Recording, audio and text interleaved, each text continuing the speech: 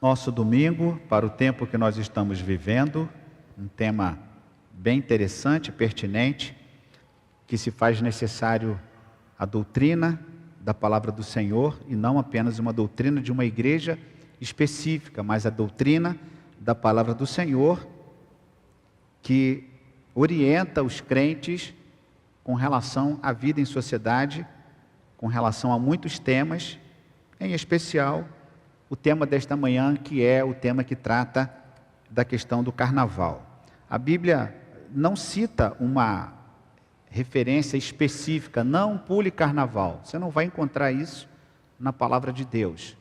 Nós não temos uma proibição expressa, não pule carnaval, não vá para o bloquinho tal, não vá se envolver com esse grupo tal. Não há esse tipo expresso na palavra de Deus com relação a este tempo específico do carnaval.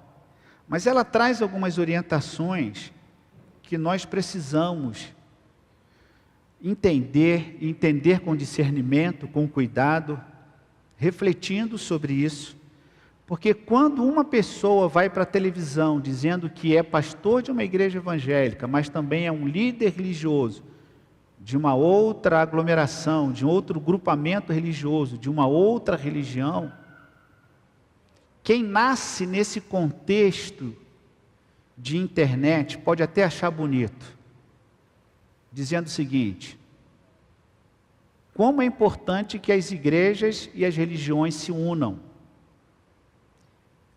Quem está vivendo neste tempo, se não tiver esse discernimento, pode embarcar, pode acreditar que este tipo de fala é uma fala bela, bonita, importante. Eu sou pastor de uma igreja, mas eu também sou líder de uma outra igreja, ou de um outro grupamento que nada tem a ver com igreja. E que muitas vezes não são compatíveis com a palavra de Deus. Então é preciso esclarecer e falar a respeito disso para que as pessoas entendam o que a palavra de Deus fala sobre determinadas festas, determinados movimentos sociais, do ponto de vista cultural importante, legítimo. A cultura presente na sociedade é algo que enriquece esta sociedade. Uma sociedade sem cultura, sem manifestações, sem arte, é uma sociedade pobre. E o nosso Brasil é rico em cultura. 5 regiões diferentes, umas das outras, com riqueza cultural na culinária, no vestuário, no falar, no próprio comportamento. A riqueza que há em nosso Brasil, diverso do aspecto cultural, são manifestações legítimas, importantes, que nos enriquecem, nos alegram. Mas quando esta festa, ou quando este direcionamento, ele fere a palavra de Deus, ele não é compatível, nós precisamos então pensar e refletir e saber se nós estamos pensando com a nossa cabeça ou se nós estamos pensando com aquilo que a palavra de Deus nos mostra com relação, em especial nesta manhã, o carnaval. E quem conhece as Escrituras Sagradas, eu trago em nosso boletim, na pastoral, eu trago algumas considerações a respeito do carnaval que não é cristão, e não é mesmo. Não há como compatibilizar esse tipo de manifestação cultural. E aí eu volto a repetir, a manifestação cultural ela é legítima, ela é importante, mas a cultura também, ela é recheada de valores incompatíveis com a palavra de Deus, que a palavra de Deus nos mostra rejeição, não participar, não concordar. E o carnaval é uma dessas festas, e a palavra de Deus nos mostra, com muitos textos, esta incompatibilidade. E por isso eu gostaria nesta manhã de estar compartilhando com os irmãos. Abra a sua Bíblia, num texto bíblico que fala com relação a algumas questões que nós percebemos nesse período do carnaval, Gálatas capítulo 5. do verso 19, eu vou estender até o verso 24. Gálatas, capítulo 5, do verso 19 ao verso 24. Gálatas, capítulo 5, do verso 19 ao verso 24. Ora, as obras da carne são conhecidas e são imoralidade sexual, impureza, libertinagem, idolatria, feitiçarias, inimizades, rixas, ciúmes, iras, discórdias, divisões, facções, invejas, bebedeiras, orgias e coisas semelhantes a estas. Declaro a vocês, como antes já os preveni, que os que praticam tais coisas não herdarão o reino de Deus. Mas o fruto do Espírito é amor, alegria, paz, longanimidade, benignidade, bondade, fidelidade, mansidão, domínio próprio. Contra estas coisas não há lei.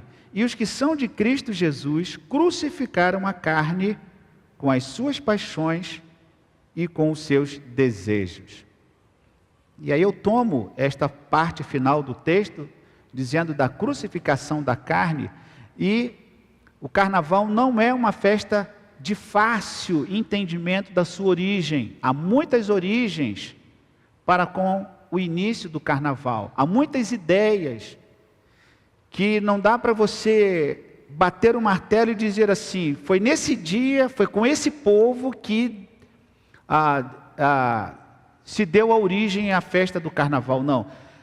Muitos historiadores, muitos estudiosos desta área de festas e de cultura apontam na Mesopotâmia antiga, entre os gregos, entre os babilônicos, entre os romanos, nas festas que eles exerciam, e gradativamente a igreja do início da Idade Média incorporou algumas festas, inclusive o carnaval, atribuindo ao carnaval um sentido religioso, em que o fiel poderia fazer o que quisesse, no período que compreendia 40 dias antes da quaresma, que seria o tempo da purificação.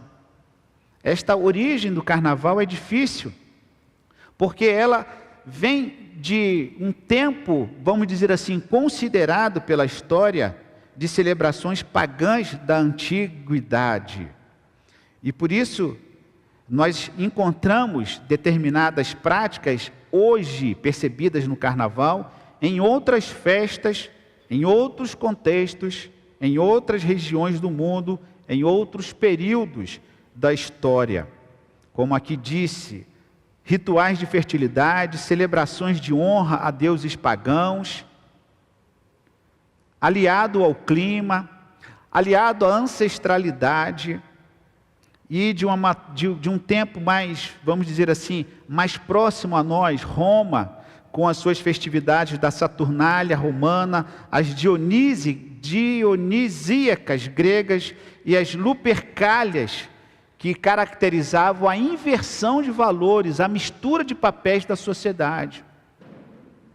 E quando nós começamos então a entender este assunto e perceber aquilo que nós temos hoje, nós vamos então montando, a partir daquilo que nós temos, esses ingredientes, essas peças, até chegar onde nós chegamos hoje, com uma apresentação cultural tipicamente brasileira, com a mistura de todo o cenário cultural no Brasil, que num determinado local específico tudo pode. E aí você tem nesse espaçamento questões de alimentos, questões políticas, questões econômicas, manifestação do povo, tudo pode ser retratado no perfil carnavalesco dos nossos dias. Qualquer tipo de tema. E, infelizmente, tem que se cutucar, e tem que beliscar, e tem que agredir a palavra de Deus. E aí, nós ficamos percebendo que, em determinados movimentos deste tempo, desta festa que se chama Carnaval, em muitas ocasiões, o Evangelho dele é feito chacota, é blasfemado, a pessoa de Cristo é escarnecida, o evangelho é banalizado, as agressões verbais, gestuais e tantas outras coisas mais que ferem a palavra de Deus e que de alguma maneira alcança também os evangélicos, os crentes, os discípulos do Senhor que não concordam com tais práticas.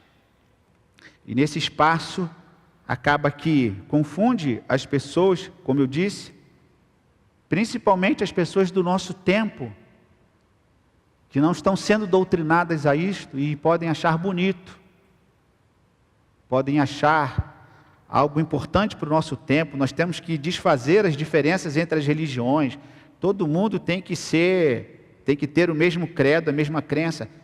Isso não é possível. Isso não é possível. O crente em Jesus que tem discernimento e conhece a palavra, ele não tem como concordar e apoiar numa manifestação como esta. Não tem como. Quem conhece a palavra de Deus, à luz não só desse texto que aqui eu expus, e outros textos mais, não tem como haver dúvida com relação a isso. Ou nós cremos de uma maneira, ou não tem como flexibilizar determinados conceitos, ainda que com um papel cultural, como eu disse, importante com determinadas manifestações, mas é incompatível pelo que acontece, pelo que se fala, pelo que se diz, pelo que se exerce dentro desse contexto. Daí, o texto bíblico nos mostra e nos traz quatro grupos de comportamentos específicos nesse texto, de Gálatas capítulo 5, do verso 16 ao 24, e em linhas gerais, o primeiro bloco em que ele fala de prostituição, impureza, lascívia, que diz respeito ao comportamento humano. O texto vai nos mostrar um primeiro bloco, frutos da carne, prostituição, impureza e lascívia, fazendo menção ao comportamento humano. O segundo grupo que o texto nos mostra desta carnalidade, que diz respeito à adoração ou algo semelhante, quando ele diz idolatria e feitiçaria. O terceiro bloco, ele nos apresenta rivalidade, também contido aqui no grupo das carnalidades, que é o terceiro grupo da rivalidade, inimizade, porfia, que são rixas, discórdias, uma palavra pouco usada em nossos dias, né? Disputa ou polêmica desnecessária, rixas, coisas que não possuem nem o teor de ser polêmico, mas a pessoa diz que é polêmico e não é polêmico. Mas esta sociedade tem vivido esse tempo de rixa, de discórdia, de disputas, que o texto bíblico, em algumas versões, traz a palavra porfia. Mas ela também, dentro do terceiro bloco da rivalidade, o ciúme, iras, discórdias, desacordo, desavenças, brigas, confusão, dissensões, que são litígios, desavenças, desacordo, conflito, facções, que se refere à reunião daqueles que causam perturbação, tá certo? Essa palavra facção aqui no texto bíblico, ela faz menção à reunião daqueles que causam perturbação, partidos, não político necessariamente, tá, irmão? Entenda aqui o texto bíblico fazendo menção à facção, uma espécie de partido, de grupo, com viés de amotinação ou de pessoas revoltadas. Então pode se aplicar em qualquer área, em qualquer agrupamento que possua esta característica de facção. Ele continua ainda, invejas. E o último grupo deste texto bíblico de Gálatas capítulo 5, que fala sobre o grupo dos vícios, bebedices, glutonaria e orgia, e coisas semelhantes a estas. Ou seja, Gálatas capítulo 5, dos versos 16 a 24, nós temos então uma lista, divididos didaticamente em 4 blocos, o primeiro deles fazendo referência ao comportamento humano, à adoração, à rivalidade,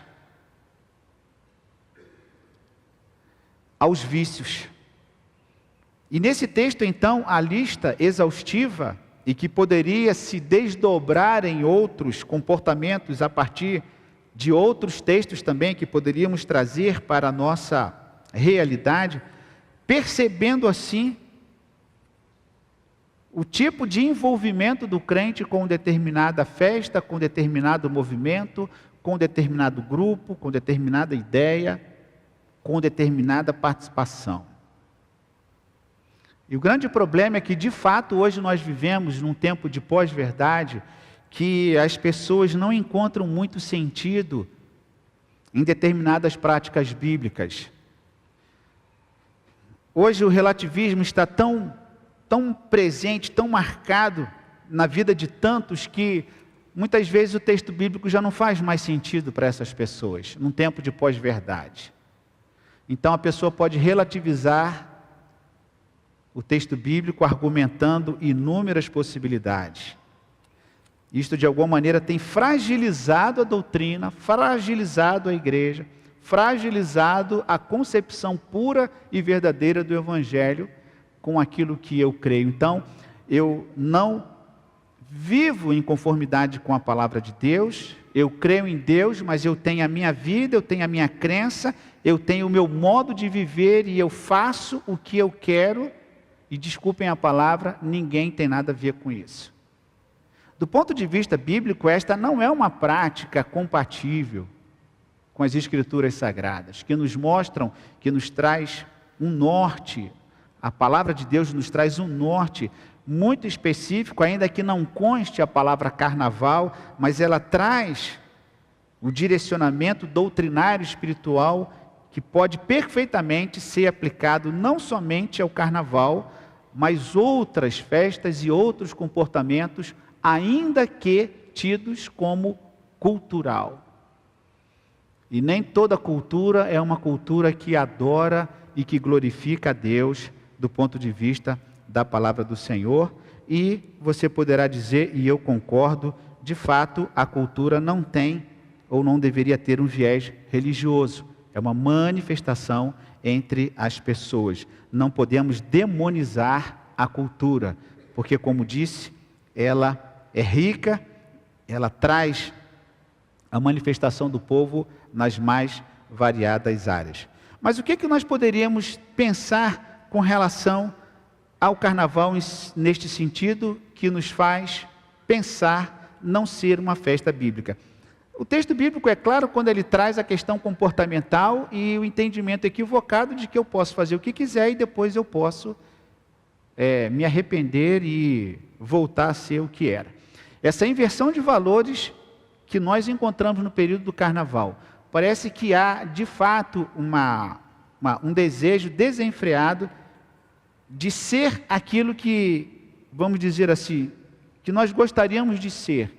Ninguém manda em mim, eu faço o que eu quiser, eu chuto o balde, não tem problema algum, sem freio, e nós sabemos as consequências desastrosas nesse tempo. Nós temos aumento de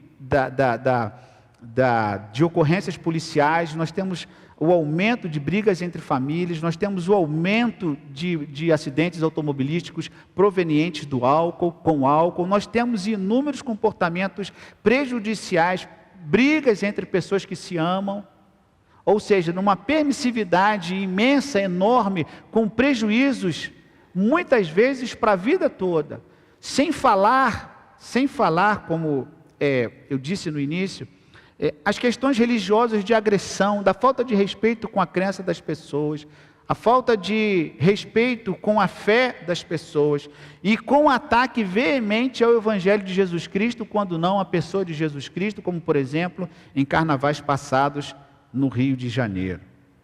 Essa questão também da idolatria presente nessa festa onde se engrandece e exalta deuses, demônios, e essa mistura de cultura com religiosidade, que de uma maneira muito sutil vai enganando as pessoas, e a pessoa sem perceber, muitas vezes ela não sabe que está adorando, mas ela está adorando, ela não sabe que ela está apoiando, mas ela está apoiando, ela não sabe que ela está se envolvendo, mas ela está se envolvendo. E é por isso que falta-nos talvez esse discernimento bem específico, apontado pela palavra de Deus, para perceber a diferença daquilo que o crente pode e daquilo que o crente não pode. O Antigo Testamento possui inúmeros textos que combatem o sincretismo religioso, a mistura pagã de religiosidade com permissividade de tantas outras coisas. Os irmãos sabem que o Antigo Testamento traz, a partir do trabalho do Espírito Santo com os personagens, a partir dos patriarcas, começando com Moisés, que proíbe determinadas práticas que eram práticas pagãs, como por exemplo matar crianças. O Antigo Testamento é contra veemente isso. A respeitabilidade do ser humano, a respeitabilidade da mulher, a respeitabilidade à criança, ao idoso, são valores que nós encontramos na palavra de Deus. O Antigo Testamento traz algum direcionamento neste sentido, pedindo que o povo se afaste, porque isto não revela e não manifesta a glória de Deus e a vontade de Deus sobre nós. E é por isso que nós precisamos entender esse contexto de uma festa que se chama Carnaval, com discernimento e um olhar crítico com esse envolvimento ou não que nós temos ou teríamos, pensando da seguinte forma: esta festa me ajuda a crescer em santidade e pureza? Esta festa, ela contribui para o meu crescimento espiritual com Deus? Esta festa possui um ambiente adequado que me leva a adorar, a glorificar a Deus? Eu posso estar num ambiente como este e posso estar glorificando, exaltando o nome de Deus? Eu posso inclusive levar uma Bíblia durante 4 dias para o movimento deste e não estou aqui entrando naquela questão dos grupos evangélicos que vão pregar, não é essa a questão. Há igrejas que vão e que pregam, montam tenda, mas o objeto aqui não é esse. A questão aqui é pura e simplesmente a questão do período do carnaval. Esta festa me faz glorificar a Deus. Eu estou honrando o nome de Cristo com isso. Eu exalto a Deus através disso. Eu posso cantar louvores ao nome do Senhor. Eu posso encontrar irmãos que são irmãos de fé, que comungam da mesma fé e que podemos então glorificar a Deus. Como o meu envolvimento afetará o meu testemunho, o que também é algo muito importante que não podemos deixar de abordar. Como o meu envolvimento nesta festa afeta o meu testemunho, a minha fé, a minha crença e a própria palavra de Deus. Como eu disse aqui nesse questionamento, glorificamos a Deus a partir dessa festa? E se esta festa me levará a pecar ou me afastar de Deus? E é interessante que quando nós começamos a ler um pouco sobre a história do carnaval, como eu disse na minha fala anterior, a tentativa num tempo da igreja medieval de associar esse tipo de festa a uma espiritualidade, onde a permissividade imperava no sentido de você fazer o que quisesse, manifestando a vontade da carne, demonstrando assim aquilo que o ser humano é, puro e simples, uma pessoa carnal que poderia dar vazão aos seus desejos, e que nesse período ele estaria liberado a fazer o que quisesse. E associar isto a um preceito cristão é não conhecer a palavra de Deus, até porque pecar deliberadamente, sabendo que é errado, sabendo que não deve, porque sabe que depois, em algum momento, numa igreja, ele terá todos os seus pecados perdoados. O que hoje nem existe em nossa sociedade, porque nem sequer existe mais esta preocupação de se voltar na quarta-feira para pedir o perdão dos pecados cometidos durante o carnaval. Nem há mais esse tipo de coisa, com exceção. Eu, pelo menos, não tenho conhecimento de ninguém que depois do carnaval vai para a igreja pedir perdão dos seus pecados cometidos no carnaval. Ainda existe isso? Alguém sabe de alguém que faz isso? Eu creio que isto é uma prática que já deixou de ser praticada há muito tempo. Talvez pelo entendimento de que a pessoa, de fato, fez porque quis.